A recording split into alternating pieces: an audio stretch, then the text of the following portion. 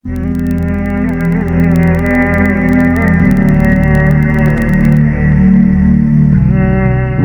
Hidayat, subscribe our channel.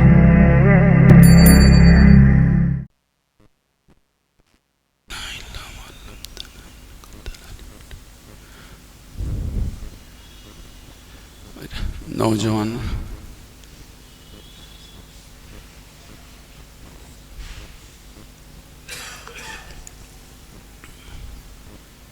الحمد لله نحمده ونستعينه ونستغفره ونؤمن به ونتوكل عليه ونعوذ بالله من شرور أنفسنا ومن سيئات أعمالنا ونعوذ بالله من شرور أنفسنا ومن سيئات أعمالنا ونعوذ بالله من شرور أنفسنا ومن سيئات أعمالنا من يهده الله فلا مضل له ومن يضلل فلا هادي له ونشهد أن لا إله إلا الله وحده لا شريك له ونشهد أن سيدنا ونبينا وشفيعنا ومولانا محمدًا عبده ورسوله صلى الله عليه وعلى آله وأصحابه وبارك وسلم تسليماً كثيراً كثيراً. أما بعد، عن معاذ بن جبل رضي الله تعالى عنه قال رسول الله صلى الله عليه وسلم: اطلع الله إلى خلقه في ليلة النصف من شعبان فيغفر لجميع خلقه إلا لمشرك أو مشاحن، أو كما قال عليه الصلاة والسلام. اللهم صل على سيدنا مولانا محمد وعلى آل سيدنا مولانا محمد وبارك وسلم. اللهم صل على سيدنا مولانا محمد وعلى آل سيدنا مولانا محمد وبارك وسلم. اللهم صل على سيدنا مولانا محمد وعلى آل سيدنا مولانا محمد وبارك وسلم. اللہ نے رجب میں نماز دی، معراج ہوئی، نماز کا تحفہ دیا. شعبان میں شب برات دی، مغفرت فرمائی. نماز اور شب برات، مغفرت کی رات، یہ سب رمضان کے لیے ہے. یہ سب کا کے لیے ہے؟ رمضان میں اللہ کی رحمتیں اور برکتیں مسلح دھار بارش کی طرح سے برستی ہے. وہ رحمتیں میری اور آپ کی طرف متوجہ ہوں، ان رحمتوں سے میری اور آپ کی جھولیاں بھرے، اس کے لیے اللہ نے یہ دیا. گناہوں کی بخشش ہو جائے گی، گناہ معاف ہو جائیں گے. تو رمضان میں برکتیں جو برستی ہیں اس سے میں اور آپ سب مالا مال ہو جائیں گے. لیکن اگر ہماری بخشش ہی نہیں ہوئی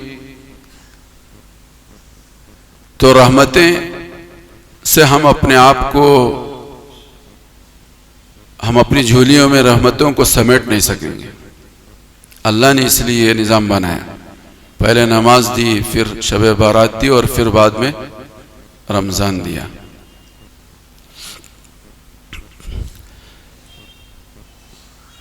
الحمدللہ بالکل قریب ہے شب برات.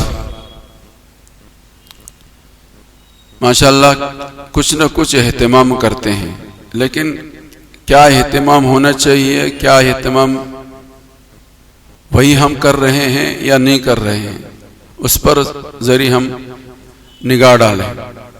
جو اہتمام کر رہے ہیں، اہتمام تو کر رہے ہیں، لیکن جو کرنا چاہیے وہی کر رہے ہیں یا کچھ اور کر رہے ہیں. اس کو ذرا مختصر سے وقت میں ہم سب سمجھنے کی کوشش کریں. اللہ مجھے بھی سمجھائے اور آپ سب کو بھی سمجھائے. ایک تو یہ ہے کہ شب برات کی فضیلت ہے، اور دوسری چیز یہ ہے کہ شب برات کے موقع سے مجھے اور آپ کو کیا کرنا ہے، فضیلت کیا ہے اور اس موقع سے کیا کرنا چاہیے، یہ قرآن و حدیث کی روشنی میں مجھے اور آپ کو دیکھنا ہے۔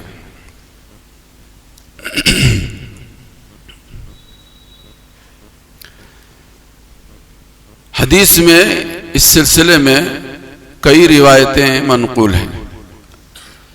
شب برات کے سلسلے میں بعض ہمارے نوجوانوں کا نظریہ اور تصور، ایک مختص خاص مکتب فکر کے لوگ جو ہیں وہ کہتے ہیں کہ شب برات کی کوئی فضیلت حدیث میں اس کا ثبوت نہیں ملتا۔ یہ ان کا کہنا غلط ہے، یہ غلط ہے، یہ جہالت کی بات ہے، کم علمی اور جہالت میں یہ لوگ یہ بات کہتے ہیں۔ میں نے جو آپ حضرات کے سامنے روایت پیش کی، حضرت معاذ بن جبل رضی اللہ تعالیٰ عنہ کی روایت ہے، صحیح ابن حبان میں بھی ہے، اور معجم کبیر کے اندر بھی ہے، اور مختلف دوسری حدیث کی کتابوں میں یہ روایت ہے۔ تو حضرت معاذ بن جبل کی میں نے روایت سنائی، یہی الفاظ بالکل اسی مطلب کی روایت حضرت ابو بکر صدیق سے ہے، اور بالکل یہی مفہوم کی روایت حضرت عبداللہ ابن عمر رضی اللہ تعالیٰ عنہ سے ہے، اور بالکل یہی مفہوم کی روایت حضرت مالک بن عوف رضی اللہ تعالیٰ عنہ سے ہے، اور یہی روایت یہی مفہوم حضرت ابو موسیٰ اشعری رضی اللہ تعالیٰ عنہ سے ہے۔ یہ لگ بھگ 5 صحابہ کے سے مروی، 5 صحابہ سے مروی تو میں نے خود دیکھا، 5 صحابہ سے مروی یہ روایت میں نے خود دیکھا، اور 5 روایتوں کا مطلب قریب ایک ہے، قریب ایک ہے۔ اور علماء نے اور بھی باتیں لکھی ہیں، کسی نے ناصر البانی ایک کیا کہتے ہیں خاص مکتب فکر کے وہ محدث ہیں، ان کے بڑے ہیں، انہوں نے ان ساری روایتوں کو انہوں نے بھی نقل کیا ہے، ناصر البانی نے بھی انہوں نے بھی اس روایتوں کو نقل کیا ہے، اور روایتوں کو نقل کر کے کہا ہے کہ روایتیں صحیح ہیں، یہ روایتیں صحیح ہیں۔ تو حاصل کلام یہ ہے کہ حدیث میں اس کا ثبوت ملتا ہے اور اس کی فضیلت ملتی ہے، اور جو حدیثیں ملتی ہیں وہ صحیح ہیں اور بکثرت روایتیں ہیں۔ کیا فرمایا حضرت معاذ بن جبل نے؟ حضور صلی اللہ علیہ وسلم نے فرمایا کہ اللہ پاک جو ہے 15 شعبان کی رات میں اپنی مخلوق کی طرف خصوصی توجہ فرماتے، توجہ تو اللہ کی ہر وقت رہتی ہے، خصوصی توجہ 15 شعبان کی رات میں اللہ پاک کی مخلوق کی طرف ہوتی ہے۔ اور پھر کیا ہوتا ہے؟ حدیث میں فرمایا حضور نے فَيَغْفِرُ لِجَمِيعِ خَلْقِ، ساری مخلوق کی مغفرت، ساری مخلوق کی مغفرت اللہ کرتے ہیں، بہت بڑی بات ہے۔ بار بار ہم مغفرت کے تذکرہ سنتے ہیں، یہ کرے تو مغفرت، وہ کرے تو مغفرت، لیکن چونکہ ابھی ہمارے دل کے اندر اس کی اہمیت، اس کی قدر و قیمت نہیں اتری، جس کی وجہ سے ہم اس کو سرسری لیتے ہیں۔ جب آنکھ بند ہو جائے گی اور مغفرت کے پروانے جن کو ملے ہوئے تھے ان کو جو انعام ملے گا تو اس کو جب دیکھیں گے تب ہم رشک کریں گے، کاش کہ کسی عمل، کوئی ایسا عمل میں بھی کرتا، میری بھی مغفرت ہوتی تو آج مجھے بھی یہ انعام اور یہ اکرام سے نوازا جاتا۔ اللہ موت سے پہلے مجھے اور آپ کو سمجھنے کی توفیق دے۔ تو سرکار نے فرمایا فَيَغْفِرُ لِجَمِيعِ خَلْقِهِ، اللہ ساری مخلوق کی مغفرت فرما دیتے ہیں، ساری مخلوق کی مغفرت۔ پھر حضور نے فرمایا إِلَّا لِمُشْرِكٍ أَوْ مُشَاحِنٍ، 2 لوگوں کی مغفرت نہیں کرتے۔ یہ بڑی بدقسمتی کی بات ہے، جب سیلاب کی طرح سے پانی نکل رہا ہو، گھر گھر پہنچ رہا ہو، اور اس موقع پر میں اور آپ پانی سے محروم رہیں، تو اس سے زیادہ بدقسمتی کی کیا بات ہو سکتی؟ موسلادھار بارش برس رہی ہے، میرے اور آپ کے کھیت میں نہیں برس رہی، سب جگہ برس رہی ہے، میرے اور آپ کے کھیت میں نہیں برس رہی، تو بڑی بدقسمتی کی بات ہوئی۔ تو وہ بدقسمت کون لوگ ہیں؟ حضور نے فرمایا الا لمشرک او مشاہن، ایک آدمی تو وہ ہے کہ جو خدا کی ذات اور صفات میں کسی کو شریک ٹھہراتا ہو، خدا کی ذات میں اور اس کی صفات میں کسی اور کو شریک ٹھہراتا ہو۔ کرنے دھرنے والی ذات اللہ کی، نفع نقصان کا مالک صرف تنہا اللہ، موت و حیات اسی کے قبضے میں، نفع نقصان اسی کے قبضے میں، دنیا بھر کی ساری چیزیں اس کے قبضے قدرت میں ہیں۔ اس کے قبضے قدرت سے ہٹ کر کسی کے قبضے قدرت میں کوئی چیز نہیں ہے، کوئی چیز نہیں ہے، کوئی چیز نہیں ہے۔ اللہ کا کرم ہے، اللہ کا احسان ہے، مسلمان کسی نہ کسی درجے میں شرک کی بیماری سے تو پاک ہیں، لیکن شرک جلی سے پاک ہے، شرک خفی سے ہم اور آپ پاک نہیں، ہم اور آپ سب کے سب شرک خفی میں مبتلا ہیں۔ ایمان کی خیر بنانے کی ضرورت ہے، ایمان کو ٹٹولنے کی ضرورت ہے، ایمان کی محنت کی ضرورت ہے، صحیح عقیدے ہوں، صحیح نظریے ہوں، صحیح تصورات ہوں، صحیح خیالات ہوں، صحیح فکر ہو خدا کی ذات اور صفات کے سلسلے میں۔ اس کے لیے کہتے ہیں بے علم نہ تواں خدا را شناخت۔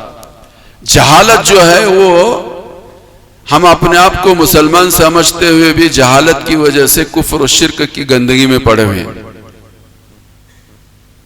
اس سے زیادہ محرومی اور بدقسمتی کوئی چیز نہیں ہو سکتی۔ اللہ مجھے بھی اور آپ کو علم کی دولت سے مالا مال فرمائے، اہل علم کے ساتھ بیٹھنا اٹھنا، ان کے تذکرے، ان کے مذاکروں میں بیٹھنا، ان کی مجلسوں میں جانا، علم کی باتوں کو سننا، قرآن و حدیث کا علم جو ہے، اس سے اپنے آپ کو، اپنی زندگی کو سنوارنے کی کوشش کرنا ایمان کے درست کرنے کے لیے ضروری ہے، اپنی آخرت کو بنانے کے لیے ضروری ہے، اپنی آخرت کو بنانے کے لیے بہت ضروری ہے۔ بے علم نہ تواں خدا را شناخت، بے علم خدا کو پہچان ہی نہیں سکتا، خدا کو پہچان ہی نہیں سکتا۔ بہت ایمانی اعمال کرتے ہیں لیکن عقیدے کے اعتبار سے کھوٹ ہے، نظریے و تصور اور فکر کے اعتبار سے ہمارے دلوں میں کھوٹ ہے، ہمارے دلوں میں کھوٹ ہے، دلوں میں کھوٹ ہے۔ اسی لیے علماء نے لکھا ہے بد عقیدے کے پیچھے نماز پڑھو گے تو نماز لوٹانا واجب ہے، بد عقیدے کے پیچھے نماز پڑھو گے تو نماز کا لوٹانا کیا ہے؟ واجب ہے۔ نماز پڑھی آپ نے، لیکن جس کے پیچھے پڑھی اس کا عقیدہ درست نہیں تھا، اس کا تصور، اس کا نظریہ صحیح نہیں تھا، اس کے پیچھے نماز پڑھی آپ نے، نماز لوٹاؤ۔ فقہ نے لکھا ہے کہ نماز لوٹانا چاہیے، نماز لوٹانا چاہیے۔ اس لیے امامت کا سب سے زیادہ مستحق وہ ہے، سب سے زیادہ اعلم ہو، جانکاری رکھنے والا ہو، قرآن و حدیث کی جانکاری رکھنے والا ہو، اس کو اپنا امام بناؤ، تاکہ اس کا عقیدہ صحیح ہے تو تمہاری نماز صحیح، اور عقیدہ گڑبڑ ہے تو نماز بھی گڑبڑ، چاہے جتنا ہی خشوع و خضوع سے پڑھے، لیکن بد عقیدے کے ساتھ اس نے نہ خشوع و خضوع کے ساتھ نماز پڑھا۔ تو میں یہ کہہ رہا تھا، بات بہت لمبی ہو گئی، شرک کی گندگی سے بچانا مغفرت کے لیے بہت ضروری ہے، مغفرت کے لیے بہت ضروری ہے۔ دوسری بات سرکار نے فرمائی جس کی طرف مجھے اس وقت توجہ دلانی ہے، اور قریب ہر سال یہ مذاکرہ ہوتا ہے، اور ہر سال کیا ہمیشہ مذاکرہ اس کا ہو تو بھی کم ہے۔ سرکار نے یہ فرمایا لمشاحن، وہ دو مسلمان کے جن دو کے درمیان انبن ہے، حسد، کینہ، کپٹ ہے دل میں، عداوت ہے، نفرت ہے، دشمنی ہے، کہ اس گندگی کے ساتھ وہ دونوں جی رہے ہیں، ان کو اگر یہ رات ملتی ہے، رات بھر وہ عبادت بھی کرتے ہیں، فرمایا کہ اللہ ان کی مغفرت نہیں کریں گے، اللہ ان کی مغفرت نہیں کریں گے۔ ان دو چیزوں سے بالخصوص اس روایت کے مفہوم میں دو چیزیں جو حضور نے فرمایا، ایک تو یہ ہے کہ شرک کی گندگی سے اپنے آپ کو پاک کرو اور اپنے دلوں کو دوسرے مسلمانوں کے سلسلے میں پاک صاف کر کو، انہیں ایسا انہیں ویسا، اور میں دودھ کا دھلا میں ڈبل پیسہ۔ آج قریب ہم سب کا تصور یہ ہے، انہیں ایسا انہیں ویسا، انہیں ایسا انہیں ویسا۔ میری نظر مجھ پر نہیں ہے، میری نظر سب پر ہے، میری نظر سر پر۔ حضرت تانوی فرمایا کرتے تھے اگر میرا انجام صحیح نہیں ہوا تو سور اور سور کا بچہ مجھ سے اچھا ہے۔ سور اور سور کا بچہ کس سے؟ کون بول رہے ہیں؟ میں اور آپ بول رہے ہیں۔ حضرت تھانوی جن کو حکیم الامت کا لقب امت نے دیا ہے، وہ کہتے تھے کہ اگر انجام صحیح نہیں ہوا سور کا بچہ مجھ سے اچھا ہے۔ وہ سور کا بچہ جو ہے جہنم میں نہیں جائے گا، میرا انجام خراب ہوا تو میں جہنم میں جاؤں گا۔ کون اچھا؟ کون اچھا؟ سور کے لیے جنت جہنم نہیں ہے، حساب کتاب اس کا نہیں، حساب کتاب ہو جائے گا، تکلیف کسی کو پہنچا ہے بدلہ دلایا ہوا جائے گا، مٹی ہو جائے گا۔ لیکن جہنم اور جنت کا فیصلہ جس کا انجام اچھا نہیں ہوگا، چاہے وہ اپنے آپ کو دودھ کا دلہا سمجھتا تھا، انجام اچھا نہیں ہوا، کہاں جائے گا؟ اس وقت وہ سوچے گا یا لیتنی کنت ترابا، کاش کہ میں بھی سور کی طرح مٹی ہو جاتا، سور ہوتا تو اچھا ہوتا، انسان نہ ہوتا، انسان نہ ہوتا۔ تو سارے جھگڑے اور سارا حسد، سارا کینہ اور کپٹ، عداوتیں، نفرتیں، دشمنیاں، یہ ساری دنیا میں آج چل رہی ہیں اور ہمارے اندر بہت چل رہی ہیں۔ فرمایا اتنی خطرناک گندگی ہے، یہ اتنا بڑا روڑا ہے ہمارے مغفرت کے راستے میں کہ اس روڑے کے ہوتے ہوئے میری اور آپ کی مغفرت نہیں ہو سکتی۔ اللہ مجھے اور آپ کو سب کی مغفرت فرمائے اور اپنے کرم سے فرمائے۔ تو حضور نے اس روایت میں فرمایا لِمُشْرِكٍ أَوْ مُشَاحٍ، لِمُشْرِكٍ أَوْ مُشَاحٍ، جن دو مسلمان بھائیوں کے درمیان یہ دل کی بیماریاں ہیں، دل کی بیماریاں ہیں، اس کا اس رات میں کچھ بھلا نہیں ہو سکتا، اس رات میں کچھ بھلا نہیں ہو سکتا۔ تو کرنے کے کام تو اس رات سے پہلے اور اس رات میں یہ ہے، کرنے کا کام یہ ہے اپنے دل کو صاف کرنے کا۔ اللہ مجھے بھی صاف کرنے کی توفیق دے اور آپ سب کو بھی۔ اگر آپ نہیں تو موت سے پہلے ہمارے دل سب مسلمانوں کے سلسلے میں صاف ہو جائے۔ بہت دکھ ہوتا ہے جب لوگ یہ کہتے ہیں کہ مسلمان ایسے ہیں ویسے ہیں۔ مسلمان کیسا بھی رہندے مسلمان ہے، وہ قابل احترام ہے، مسلمان کیسا بھی رہندے۔ لوگ بے جھجک سیاسی لوگ اور دنیا دار لوگ عام طور پر دوسری مذاہب کے لوگوں کی بڑی تعریفیں کرتے ہیں، اچھی بات ہے، ان کے اندر کچھ خوبیاں ہیں، وہ بھی ہماری برکت سے ہی ہیں، لیکن ایسا نہیں ہے کہ وہ ہم سے اچھے ہیں، وہ ہم سے اچھے نہیں ہیں۔ مسلمان جیسا بھی ہو اچھا ہے، میں خراب۔ تو حدیث پاک کے اندر سرکار مدینہ محمد عربی صلی اللہ علیہ وآلہ وسلم نے فرمایا، روایت ابن کثیر میں ایک روایت دیکھنے میں ملی، حضرت ابو بکر کے سامنے ایک آدمی گالیوں کے بوچھار کر رہا تھا۔ حضرت ابو کس کو؟ حضرت ابو بکر کو، آپ ایسے ہیں، آپ ایسے ہیں، اور یہ گالی وہ گالی، گالیوں پر گالی دے رہا تھا۔ حضرت محمد رسول اللہ بھی بیٹھے ہوئے تھے، حضور مسکرا رہے تھے اور حضرت ابو بکر کا خون کھول رہا تھا، لیکن زبان بند تھی، حضرت ابو بکر کی زبان بند تھی۔ آدمی سن کا کتنا سنے گا، صبر کا پیالہ بھر جاتا ہے، پھر چھلکتا ہے، پھر چھلکتا ہے۔ سنا سنا سنا خوب سنا حضرت ابو بکر نے، زبان کھولی حضرت ابو بکر نے، ایک دو باتوں کا جواب دیا۔ روایتوں میں ہے، ابن کثیر کی 5ویں جلد کے اندر یہ روایت ہے، حضرت ابو بکر نے زبان کھولی اور ایک دو باتوں کا، اس نے تو پتہ نہیں کتنے ہزاروں سینکڑوں باتیں اور گالیاں دی، ایک دو باتوں کا جواب دیا۔ روایت میں بات لکھی ہے کہ حضرت محمد رسول اللہ اٹھ کر چلے گئے. بڑی ٹھیس لگی حضرت ابوبکر کو کہ حضور جب تک وہ گالیاں دیتا رہا آپ بھی سنتے رہے اور مسکراتے رہے, اور جہاں میں نے سے 2 باتوں کے لیے زبان کھولی حضور چلے گئے.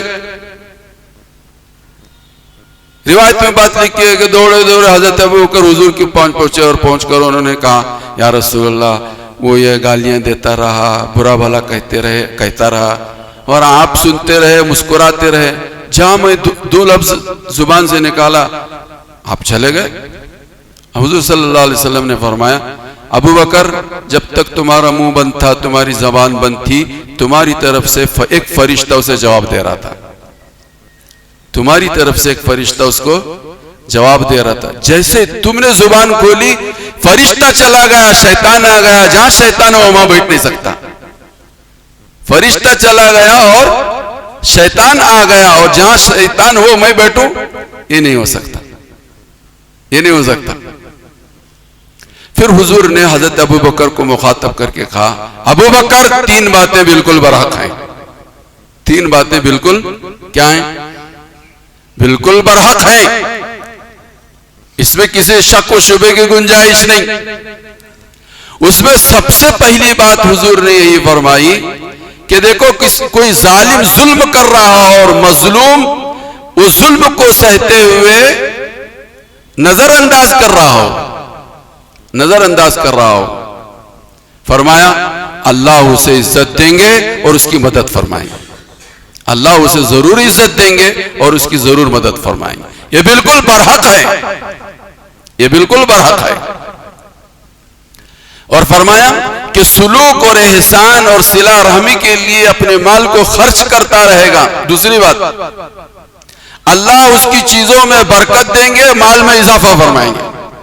اس کی چیزوں میں برکت دیں گے اور مال میں اضافہ فرمائیں گے. بالکل برحق ہے, اس میں کسی شک و شبے کی گنجائش نہیں ہے. تیسری چیز فرمایا کہ جو کوئی آدمی اپنی چیزوں کے اور مال کے بڑھوتری کے لیے مخلوق کے سامنے دست سوال دراز کرے گا اللہ اسے محتاج بنا کر رہیں گے. اس کی ضرورتوں کے دروازوں کو کھول دیں گے. کبھی اس کی ضرورتیں پوری نہیں ہوں گی, کبھی اس کی ضرورتیں پوری نہیں ہوں گی. فرمایا ابوبکر یہ 3 باتیں بالکل برحق ہیں, یہ 3 باتیں بالکل برحق ہیں.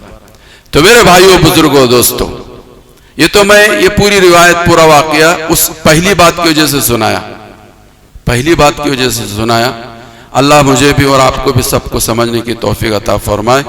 تو پہلی وہ جو چیز میں جس کے اوپر نشاندہی کر رہا ہوں لمشاحن, ضرورت اس بات کی ہے کہ ہمارے دل گھر کے ہوں, باہر کے ہوں, اگل بغل والوں سے ہو, بلکہ ساری امت خصوصیت کے ساتھ اور ساری انسانیت سے ہمارے اور آپ کے دل پاک و صاف ہوں گے تو انشاءاللہ ان راتوں میں آنے والی رحمتوں اور برکتوں کی بارش سے اور نعمتوں سے میری اور آپ کی جھولیاں بھریں گی, میری اور آپ کی جھولیاں بھریں گی. یہ کرنے کے کام ہیں, یہ کرنے کے کام ہیں. نیکیوں میں کوئی خصوصی عمل شب برات کا حضور سے اس کا ثبوت نہیں,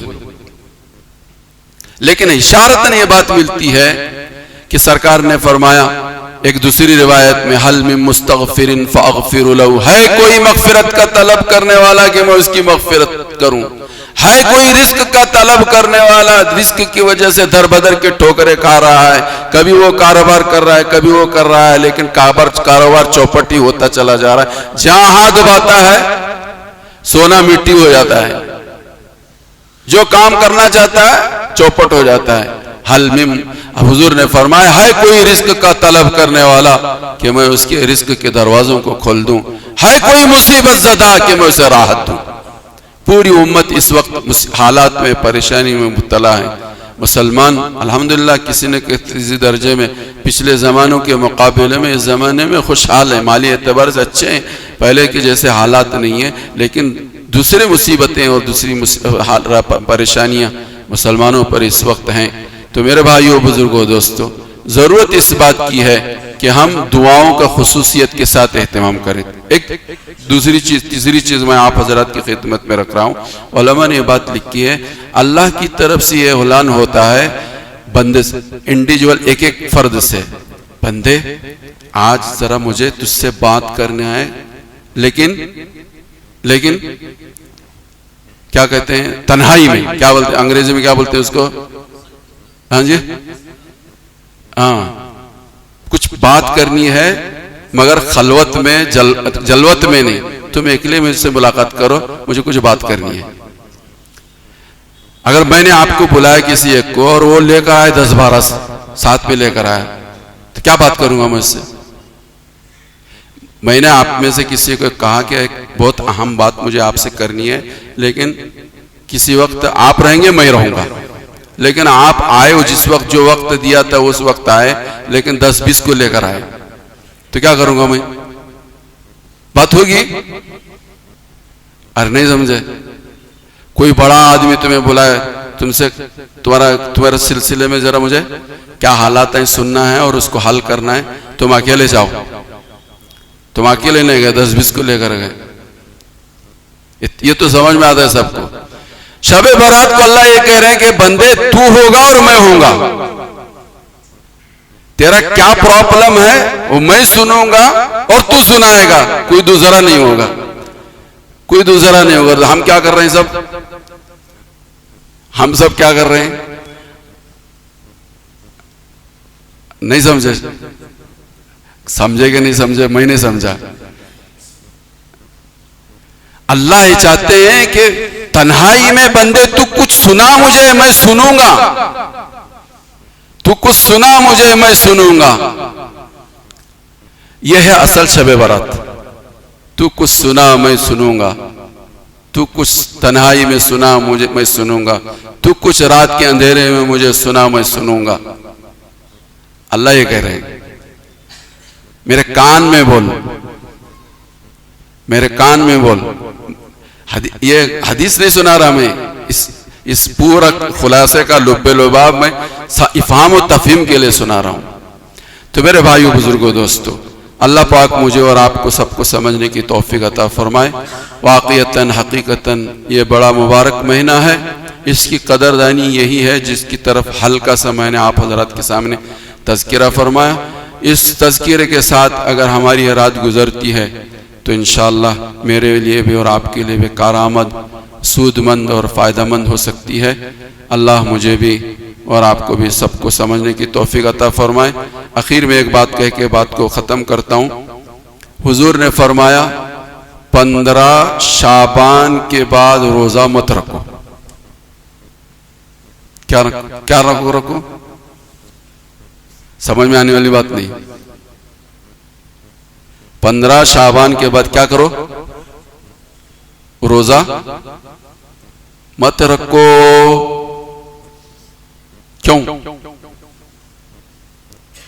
کیوں بولو؟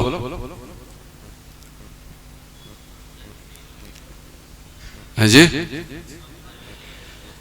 15 رمضان کے شعبان کے بعد روزہ رکھتے رہو گے, ممکن ہے کہ رمضان کے مہینے میں کی جانے والی عبادتوں میں خلل پڑے گا. رمضان میں کی جانے والی عبادتوں میں کیا پڑے گا؟ خلل پڑ سکتا ہے. اس لیے 15 رمضان کے بعد کیا کرو؟ 15 شعبان کے بعد کیا کرو؟ بات سمجھ میں آ رہی ہے؟ اب اسے میں سمجھاؤں ذرا اور ذرا. ہم وہ سب کام کر رہے ہیں کہ جو لوگ غیر رمضان میں کچھ نہ کرتے تھے, ذرا تھوڑا بہت رات میں سوتے تھے, فجر میں آتے تھے, یا ایک قرآن پڑھتے تھے, کچھ تو کرتے تھے. لیکن رمضان میں ابھی مشورہ ہوا, لوگ بتائے کہ سال بھر میں اتنا نہیں کماتے جتنا کہ رمضان میں ہم کماتے ہیں. یہ رمضان دنیا کمانے کا مہینہ ہے کیا دین کمانے کا مہینہ ہے؟ دنیا کا. اللہ یہ کہہ رہے ہیں کہ لوگ میرے بندو 11 مہینے تم خوب کمائے, اب ایک مہینہ یہ ہے کہ تم اس میں آخرت کماؤ.